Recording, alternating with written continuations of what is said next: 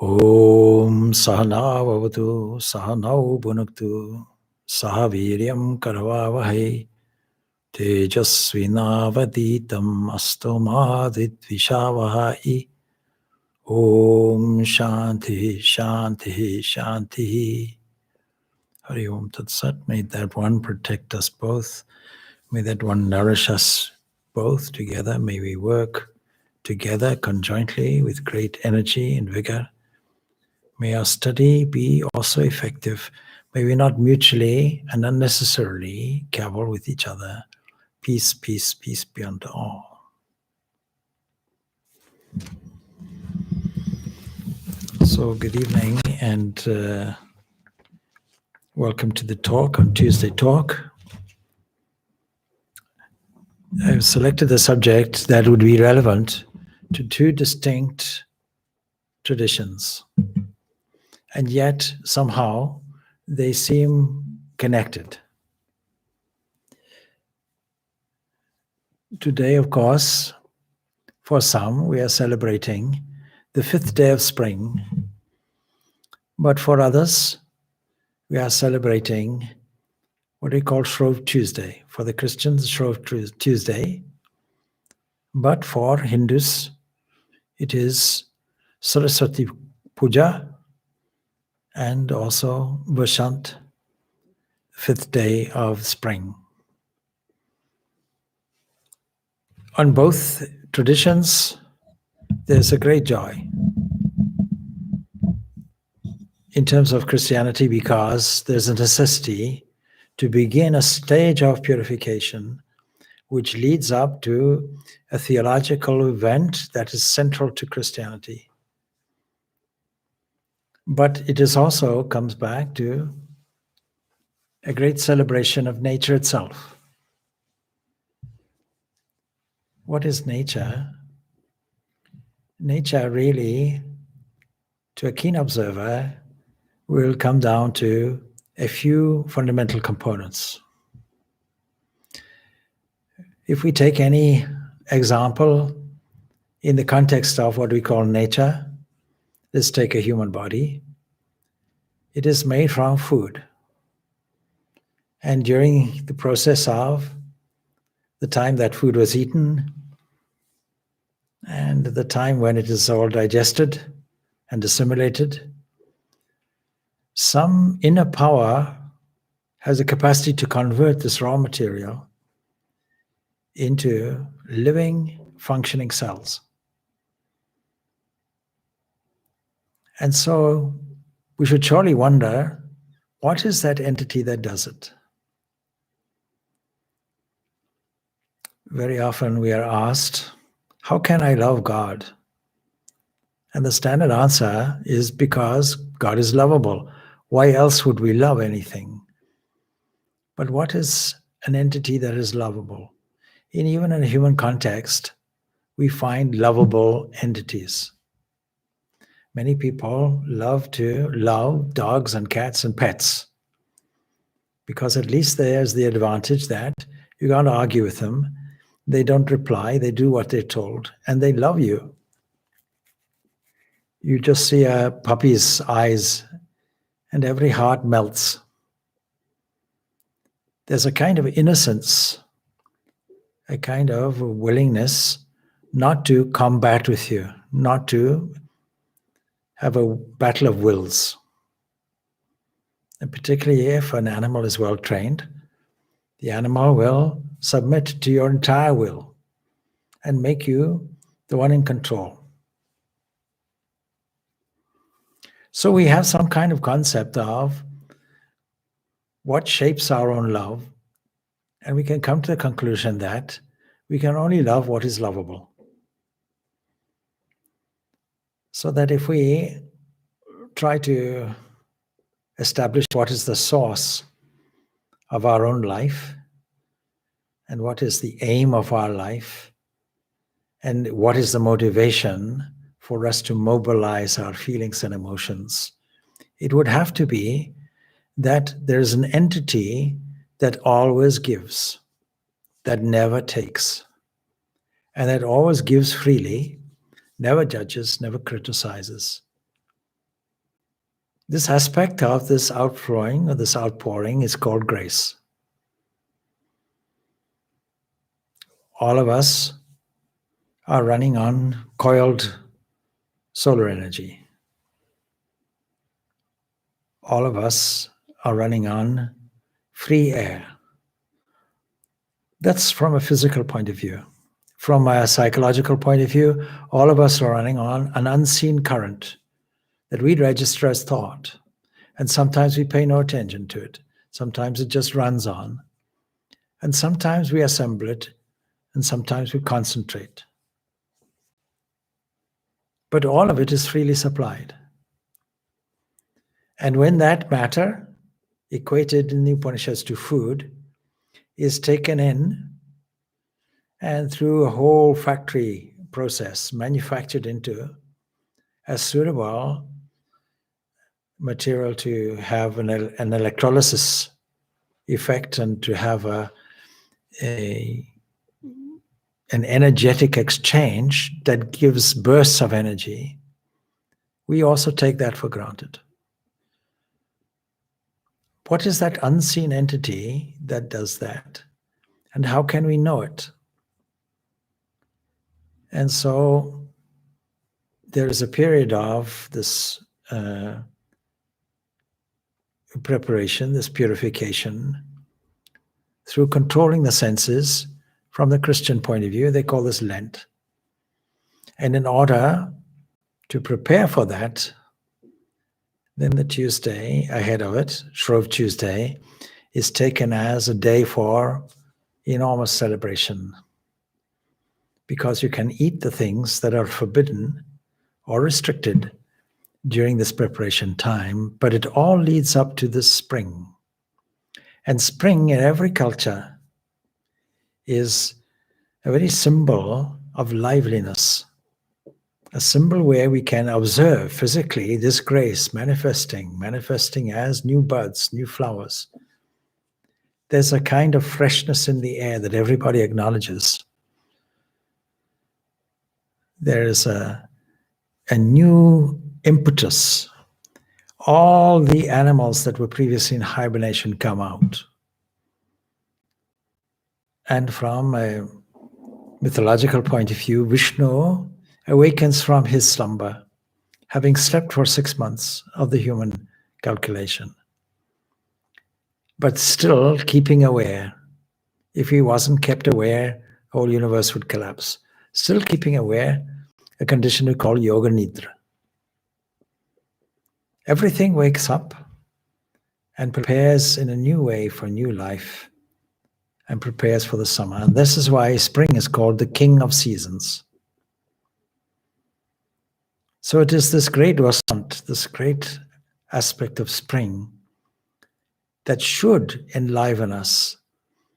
And we should, in preparing for it, think that it is an opportunity to review things and to revalue things. Let's start with the body.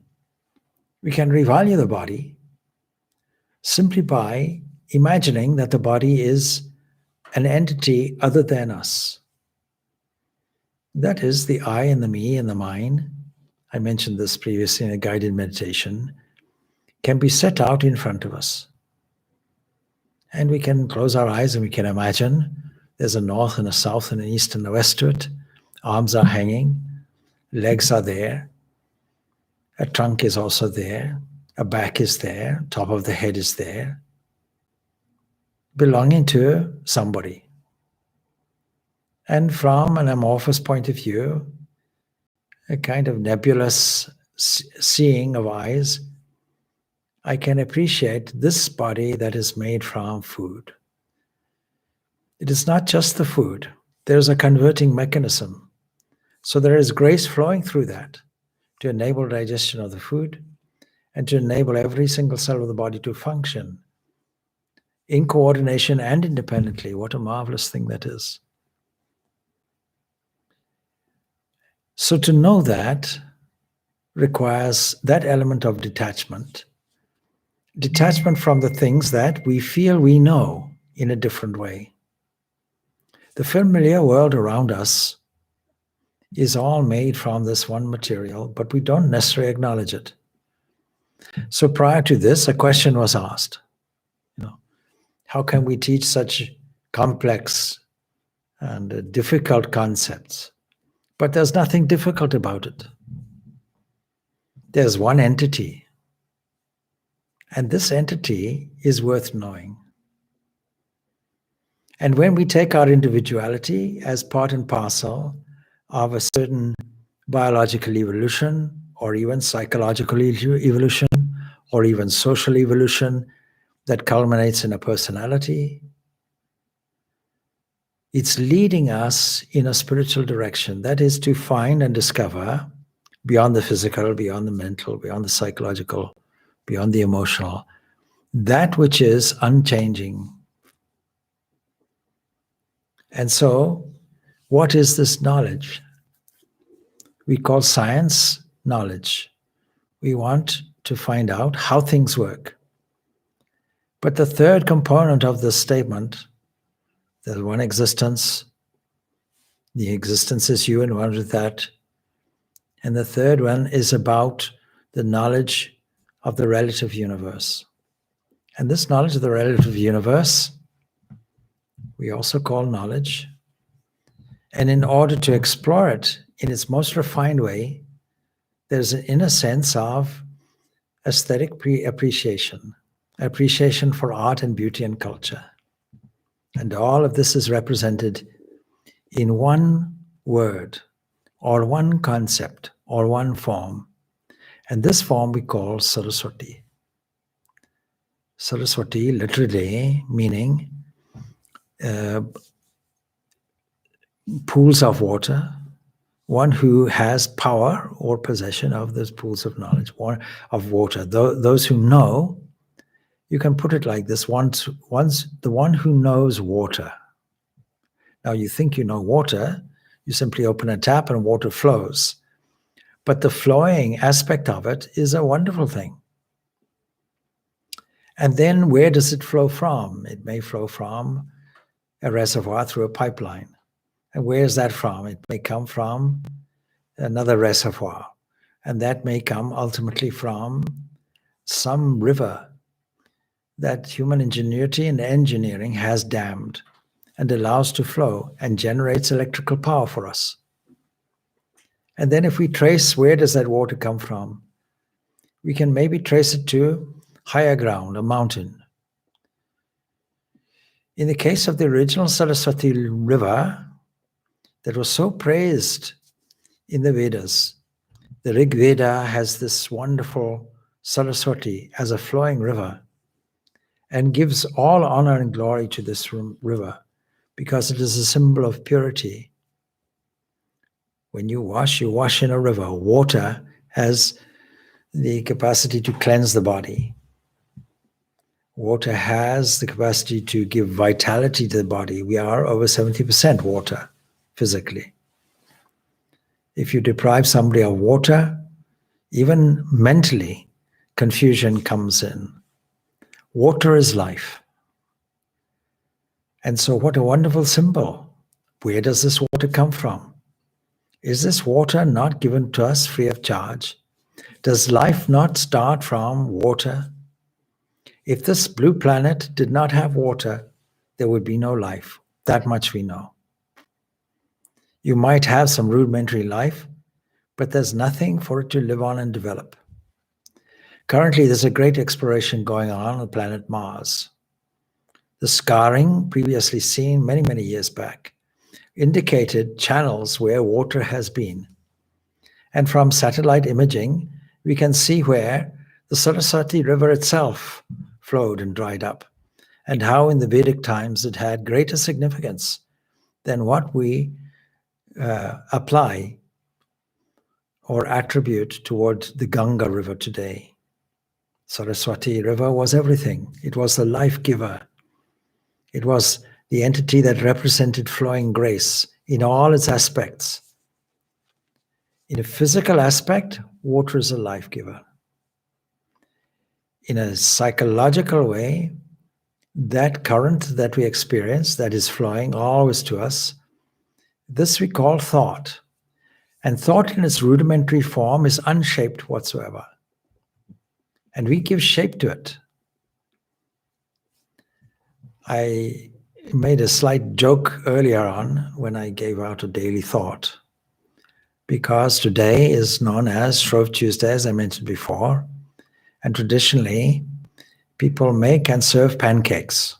They take butter and eggs and milk and flour, and they mix it all together, and they fry it in a pan, heat it, and it comes out as a pancake, and you can put all kinds of things on it.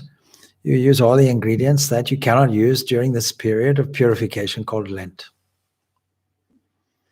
A way to assess and purify ourselves before this wonderful miracle that we call spring. And of course, there's a joke, a sophisticated man goes to the country and everybody's very friendly in the country and says to the farmer, spring in the air. And the farmer says, no, why should I? In all his ignorance. But we all celebrate this spring. Is another way of saying we are thankful for divine grace that flows physically, psychologically, as thought, and so on, as a current. As a current of thought, it's unseen. And we give shape, we give visual shape to it. That becomes our world. Now, another fun way of saying that is we are making pancakes with the raw batter of thought. Pancakes are being made. But where does this thought come from? It comes from a loving, flowing grace, always flowing to us.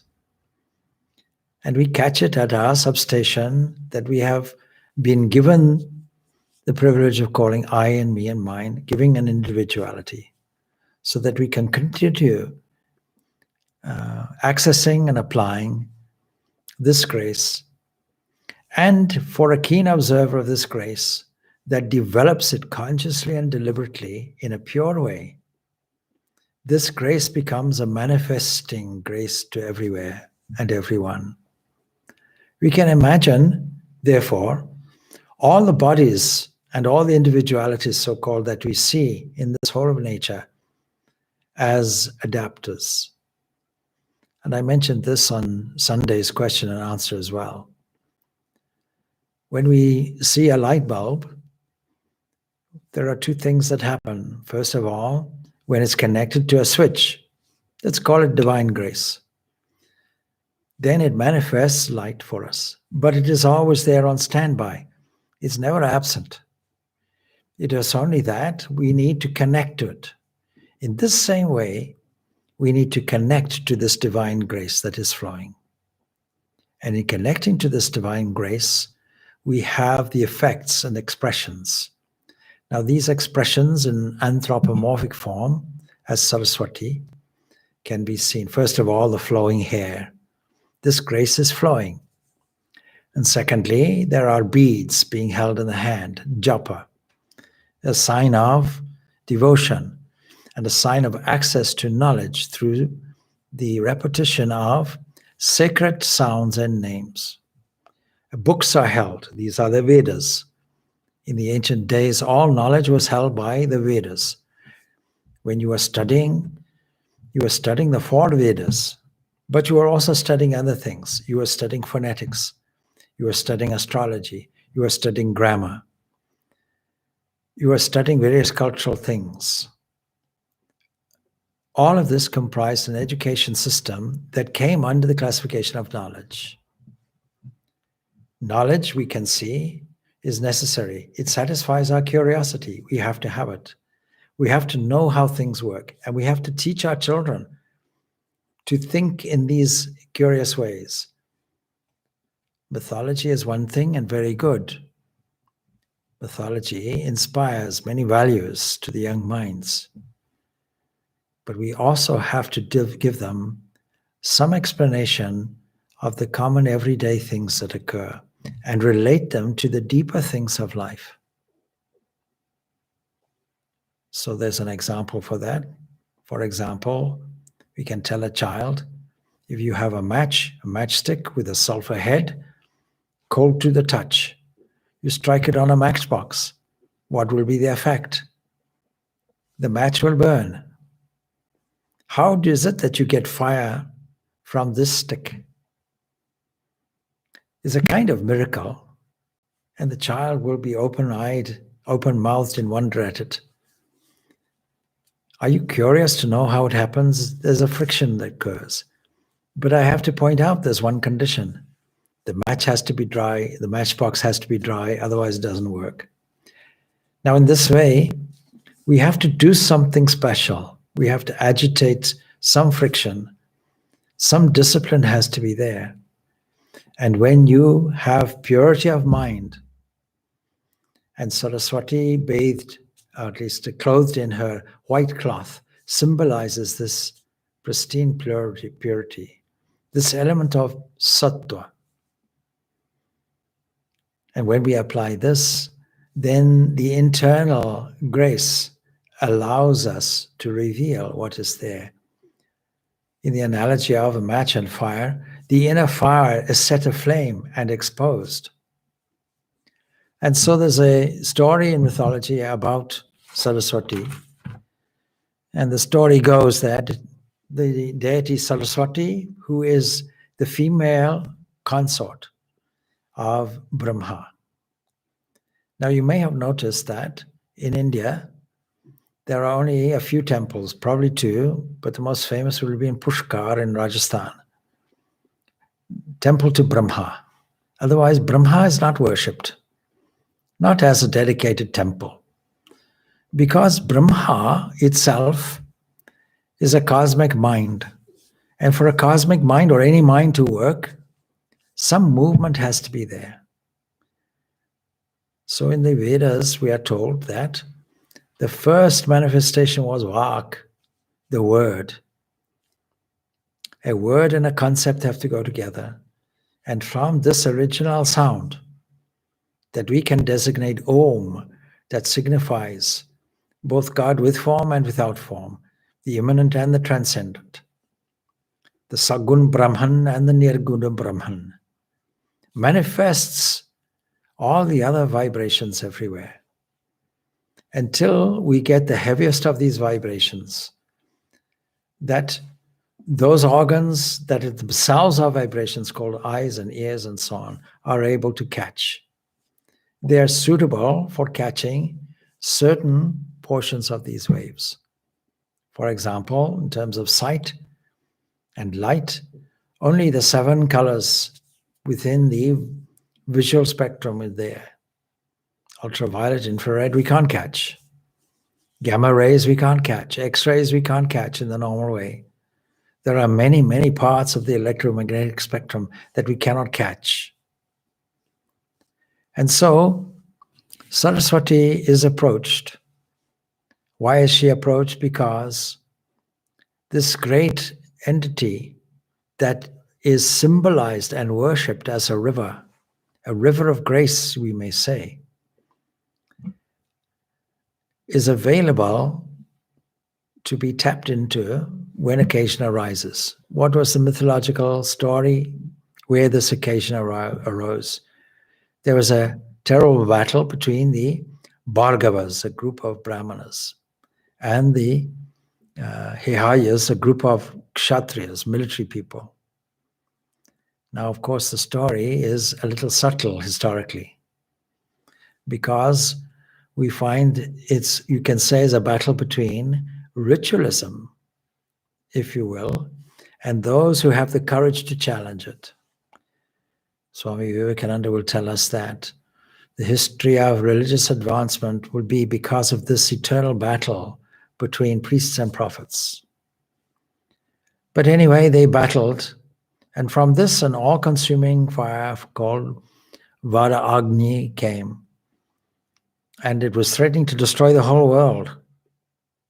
And so all the deities, all the force of nature come and they propitiate the Lord. We can put it as a Vishnu or Shiva.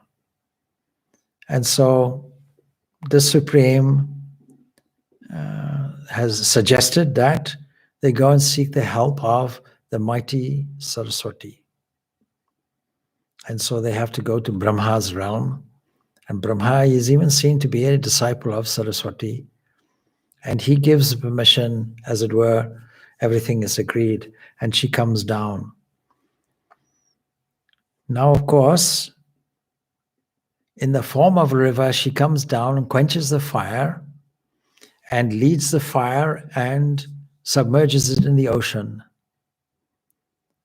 What a beautiful way of telling us that when we tap into this ever-flowing eternal grace, we have the opportunity to quench the fire, destructive fire of desires. It is desires that are destroying the capacity to know. This is the desires are pulling our attention in all different ways. They're obscuring our vision. They're making us painful and restless. And any keen observer of life will know that what we call this familiar world, if we take it as individual reality, then we know it is full of temporary pleasures which ultimately are destroyed because nothing lasts. Things live and things die. They're only temporary things. So the natural condition of life, if we take it in this way, is pain. Quenching this fire and ending up in the ocean. This sagara, what does it represent? It represents the fullness of this oneness of Brahman. Don't forget, the Vedanta only has 3 small, simple postulations. There is only oneness. Secondly, the internal self in you is one with this. And thirdly, this whole world is just apparitional called mithya. And it is the mithya that we need to know in order to practically operate. But it is this higher knowledge that we require. We need to dive into the ocean itself. And so the Mundaka Upanishad is an Upanishad which asks a very significant question in relation to knowledge. We are asked, or Shonaka, who was a great householder, he approached one of the great sages who knew, who had knowledge, all-round knowledge. Angiras was the name. And he asked, Kasmin no bhavo vijñate sarvam idam vijñatam bhavati titi. What is that thing by knowing which all things become known? The assumption is that there's something fundamental that should be known, even though we seem to know what the eyes report, ears report, and so on. Even though students go and study the Vedas, phonetics, grammar, etc., astrology, etc., even so, there must be some fundamental knowledge. Just as when we want to know the fundamental basis of all physics as laws, we have to go to some fundamental thing. If we want to know and solve all the problems of humanity, which is in a social upheaval or domestic upheaval or financial upheaval, then it behoves us to think that there is only one family called humanity, one planet, one ecology system, one Mother Earth, one universe. That's why we call it universe. We don't call it multiverse. Universe, only one universe is there. So this question is a curious question. What is that single knowledge? When we know it, we know everything. The original investigation from all the sages of the Upanishads would have tried to see that there must be some consistency in all laws.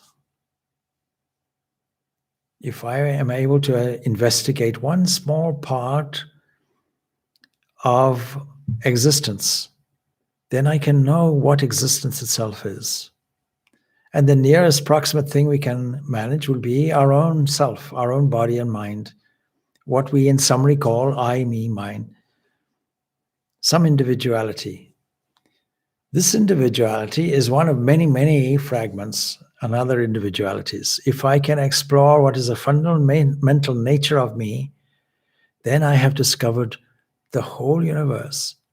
Just as if I discover the one entity from which all the other elements in chemistry come from, I will know the whole of chemistry. The whole of chemistry can be resolved into one single atomic structure called hydrogen. And then when put under pressure from gravity, another single force, all the other forces and all the other elements arrive. Through severe pressure and atoms banging into each other, clouds of atoms in a kind of atomic mix, atomic soup, so closely coordinated, so much colliding. Now, the result of this collision is what we have today, but is it satisfying us? If we stick to our individuality only, is it practical for us? The great philosopher and mathematician Bertrand Russell gave this example. He said individuality is like billiard balls on a billiard table. If they all assert their independence, they will just smash into each other. So they have to work, there has to be a harmony about it. In order for things to work, there must be compassion, understanding. This was from a person who was atheistic, still acknowledging that there has to be the highest ethics and morality available in society for it to work. Otherwise, individuality becomes destructive. So what is that? Single knowledge. For example, if I know the substance clay, I know every object made from clay. It doesn't matter what form it takes. If I know gold, I know every object made from gold. There's no gold and the ring. Gold can appear as a ring, as a necklace, as a bracelet, as a gold watch strap, in any form, or as a gold bar. Gold is gold. And when it's smelted down, all liquid, heavy enough because it's settling on the bottom, we can take any mold we like and make any object we like, but the substance is always the same. In this same way, mentioning water as an analogy for flowing grace, water is the same, whether it's sitting in Niagara Falls, or Lake Erie, or Lake Michigan, or the ocean, the Pacific, the Indian, whatever it is, or your domestic tap. Water is water. 2 parts hydrogen, 1 part oxygen. We may mold it into different ways. Anything that is fluid has this great advantage that it will take the shape of any vessel we put it in. So what is the answer to this? What does this sage say? Tasmai sa hovacha, he said, 2 kinds of knowledge are there. Dve vicche vedita dvye. These are to be known as indeed the knowers of Brahman, that oneness, declare, the higher as well as the lower. What is the lower knowledge? The lower knowledge is what we conventionally think of as knowledge, objective knowledge.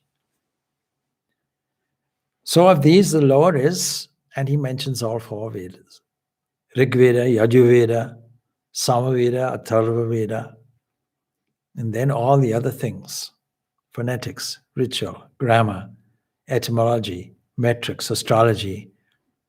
So what is the higher knowledge then? If even the scriptures are lower knowledge, what is the higher knowledge? The higher knowledge is that by which the undecaying is apprehended. Because all the other knowledge refers to things that decay. Anything that is assembled will dissemble at some point. Anything that has a lifespan, a life shelf life. There are many items of food that come here, and on every packet it gives, please use by such and such a date, or please use within such a period, something along those lines. We have to be cautious. There's definitely a reason for the expiry date because over time, bacteria will get hold of it. Nothing will last. Things are perishable, things decay. And so the undecaying is, what is it? Apprehended. That is, it can be accessed. Now, the difficulty about this terminology, this way of describing it, is you're describing something which is indescribable. And so we have to clarify, is this something that we can see? Just as we can see things with the eyes. Or we can hear things as objects with the ear. And so the next stanza clarifies. It says, Yatad adresham agrahyam agotram avarnam achukshuh strotram tad apani padam. That which is ungraspable, you can't grasp it with the hands or the feet, with no lineage, no family, no status, without caste, without sight, without hearing, without hands or feet, eternal, all-pervading, omnipresent, exceedingly subtle. That is what we call undecaying. And this the wise perceive as the source of beings. Again, this idea of perception. You cannot perceive it in a normal way because, let us review, it has no characteristics that we find in the human. Nor is it an object. You cannot grasp it. It's not an object of our scrutiny. We can't put it in a test tube and determine, is it acid or alkaline? We can't test it out another way. We can't lick it, find out how does it taste. Then if that's not enough, we have to go further. So it is adreshyam. It's unperceivable. Shankaracharya puts it, adreshyam sarvisham bhutim driyanam agyamya. All pervading. It is vividam, pramadi, stalvanata prani, bedhe, bhavati, vibhum. Indescribable, absolute. It's also the source of beings, not just beyond. It's the source, Bhuta Yoni. And so for Shankaracharya's point of view, this Bhuta Yoni that is mentioned is Ishvara, God. What religion calls God. What is God by definition is the source of all things. So we find this lower and higher knowledge actually as the reverse and obverse of a single coin. Now the lower knowledge leads us to the higher knowledge because of this flowing Saraswati, this flowing grace. When we know and revalue everything in the universe for exactly what it is, things that perish, but things which are infused with a certain life, that leads us to a realization of the higher knowledge also. We use the one to access the other. Now today it's quite common practice to divide things into science and religion. But that's a misunderstanding of these two terms, because science will not investigate this higher knowledge. And religion, if it sticks to the lower knowledge of rituals and ceremonies, the letter of the law versus the spirit of the law, if all of these things occur on the lower level, in other words, if his objective knowledge is gained, then the higher subjective knowledge, that is different. We're kept away from that. But if you turn it around, if you transmute it into an access point, a gateway for the higher knowledge, then all knowledge becomes useful. Now, the title of the talk was culture as well, not only knowledge. How do we transmute all of this? Because not only does Saraswati embody academic learning, Vedas, but also prayer, japa, also music, art, culture. And it is through this artistic means man's faculty for the beautiful, for the aesthetic, that we can mobilize all our emotional forces to understand this. So earlier, before I started the broadcast, the questioner said, so how do we learn this, or how do we teach it? Teaching is one thing, but you have to accept it. And if I say there are only 3 small principles, simple principles, only one existence is there, you are one with it. And there is this whole world is of the decaying variety. And what we're seeking is the undecaying. These 3 propositions are simple enough. But then the questioner says, yes, but it's not our experience.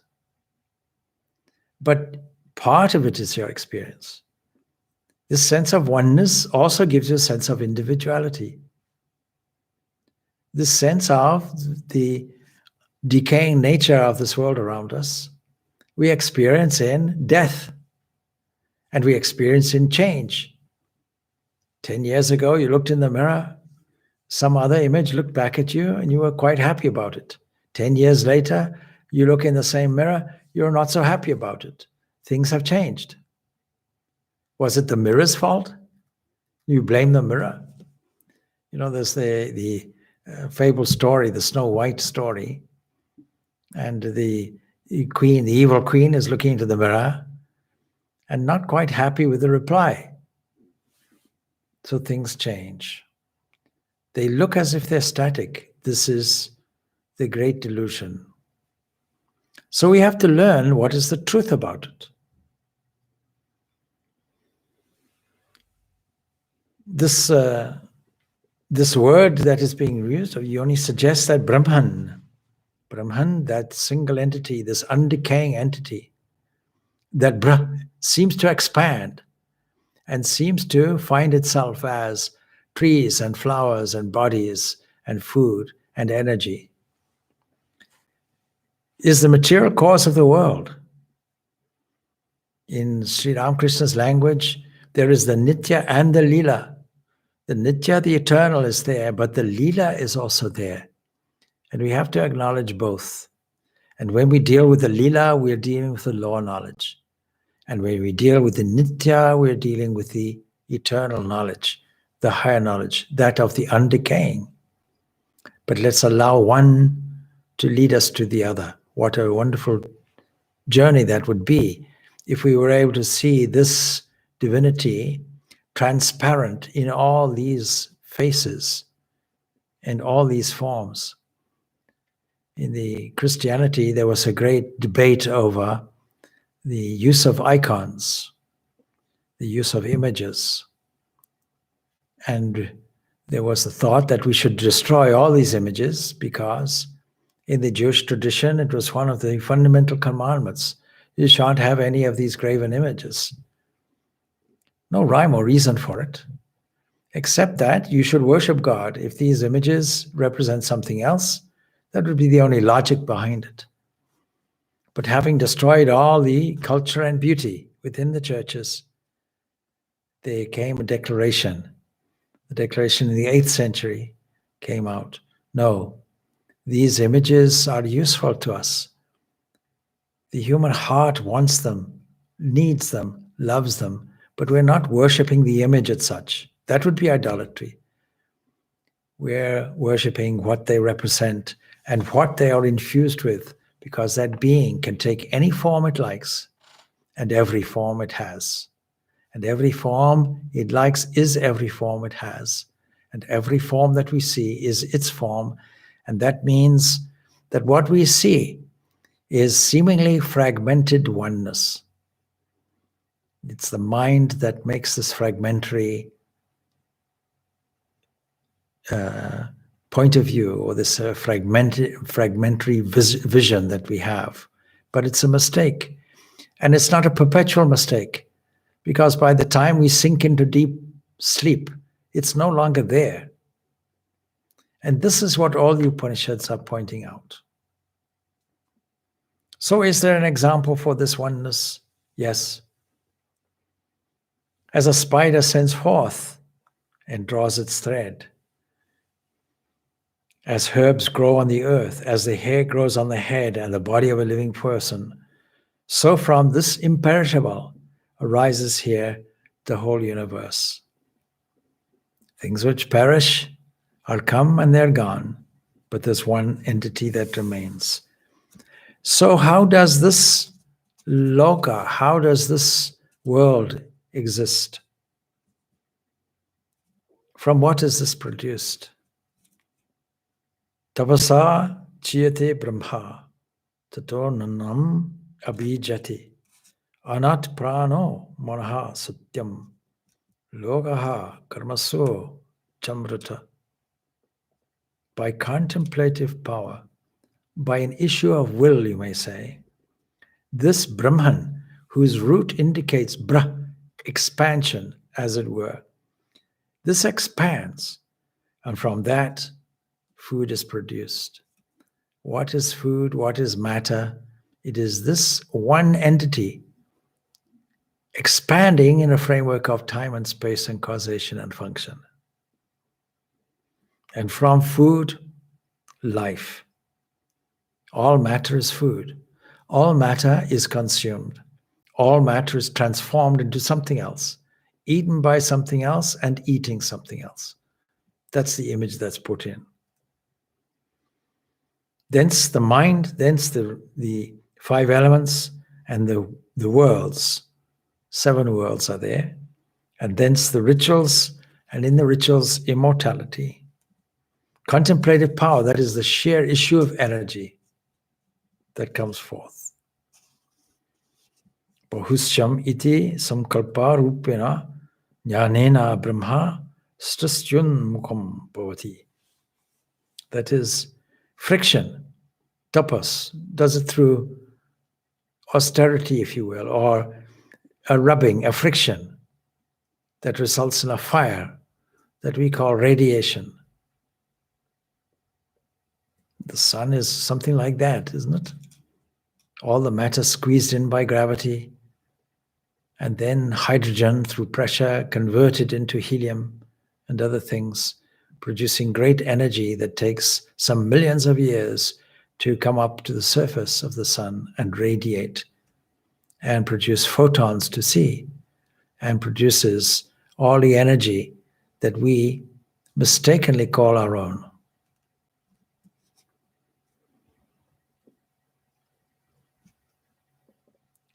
So the Supreme works by means and ends and by gradual steps, and there we have the world. He who is all-knowing and all-wise, whose austerity consists of knowledge,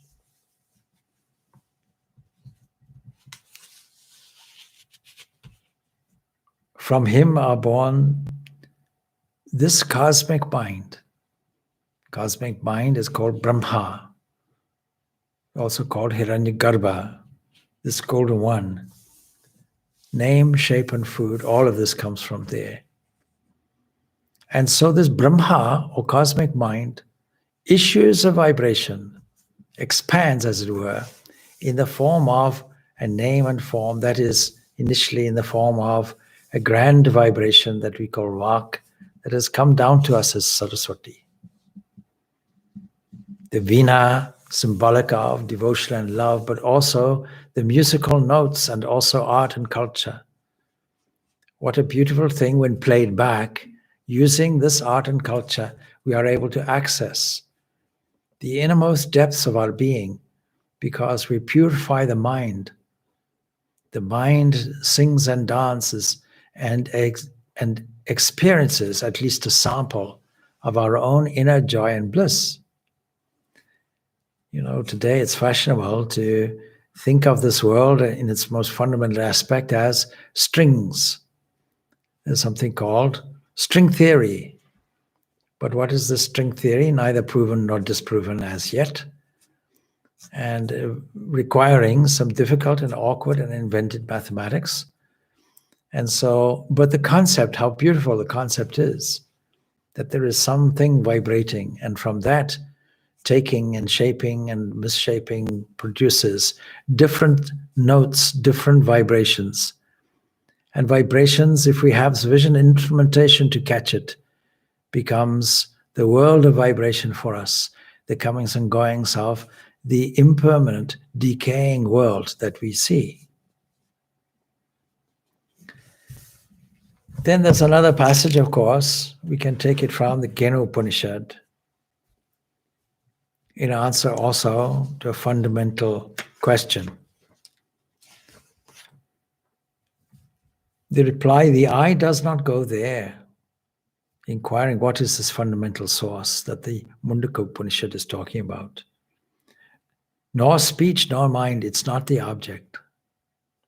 We do not know Brahman to be such and such, and hence we are not aware of any process of instructing about it. You can't give an instruction. You can give an instruction in a geography lesson. This is how you get to Dublin. This is the map, this is the route. You can make an inquiry through Google Maps or something, or you can have some satellite-directed mechanism that takes you from one place to the other. That much you can do. You see, it's surely different from the known. And again, it is above the unknown. And such was the utterance we heard of the ancient teachers who explained it to us. There's another passage that the Kena Upanishad tells. If you think you know it, you don't know it. Some people ask, when will I know when I have reached a certain stage of spiritual evolution, a certain stage of spiritual growth? If you're laying out a map and a compass and saying that after some time, A, B, and C will be revealed to you, different levels of consciousness will reveal, then how do I know? And so I replied, well, if you've never been to a place, let's say in Sweden, how will you know that you're there? You will know. When you're there, you will know. But if you think in any way that it is the object of description, or it is anything that comes within the limited scope of our human understanding, and still you say, I know, you do not know. But for those who deem it to be the unknown, that is objectively unknown, they know. In trying to describe this, many a saint and sage has failed. And the nearest they can do is bring it into the confines of our concepts. And when we think of this eternal grace, this initial tremor and flow of waves everywhere that become our universe, and deem it to be like a great, great river that is capable of extinguishing all our desires and becoming one itself with the great ocean that we call this one existence, Brahman. When that takes place, then what description will you give? How will you know, having entered the ocean? How will you come back and tell others what it is like, never having experienced it? So Ramakrishna used that example. Some people have heard of milk. Some people have seen milk, but others have tasted milk, drank it and tasted it. And these are the symbolic of the various progressions. Some have heard of God. Everybody's heard of God. Everybody talks of God, but have they seen it? See the fundamental question asked by Naran, Swami Vivekananda's pre-monastic name, seeking out some answers to the question, trying to find out some firm knowledge on which he could rely, thinking and wondering, does this God exist or not? So let me find out from those who should know. Sir, have you seen God? Not exactly, but we know. No means I believe. Then ultimately he has the same question put to you, Sri Ramakrishna, who chuckles. Not only have I seen him, I see him now. I see him more real than you sitting there. And also you can see him. What do we have to do? We have to follow all the experimental details contained in Scripture, from A to Z. Faithfully, with steady practice, we do it. And then using the very, very lower knowledge that we have, that is nothing more than the manifestation of this divine grace, and tracing it backwards to its source, we then get to this higher knowledge that we call Brahman. Art, culture, imagination, aesthetics, all play a role, a key role. If you doubt it, you can see how Ramakrishna and other mystics were great artists. You take the poet Rumi and Tulsidas and so on, all singing songs, all creating poetry, all mobilizing the heart, all mobilizing the imagination. So that what is meditation? Meditation is like arranging flowers on a shrine. The same stock of flowers you have, but every day you put it in different combinations, approaching your ideal of what is personal God, and making different approaches, seeing different dimensions, looking at it from a different way, creating new decorations, decorating the mind in unique, creative, original ways. This is what importance art and culture has. And it expresses itself as pilgrimages. It expresses itself as hymns and songs and singing. It expresses itself as drama, plays, story, mythology, and ultimately in the close experience, the close encounter of practicing the presence of that entity and intimately connecting with it in a real way, so that the higher dimensions of this reality are revealed to us. So I wish everybody a happy Saraswati Puja and the beginnings of spring and the purification of the mind that appreciates it, so that the glory of the whole experience of spring and its symbolism comes out in a resurrected form, as it were, in a glorious new burst of liberating sunshine for us all. Om Shanti, Shanti, Shanti. Peace, peace, peace be unto all.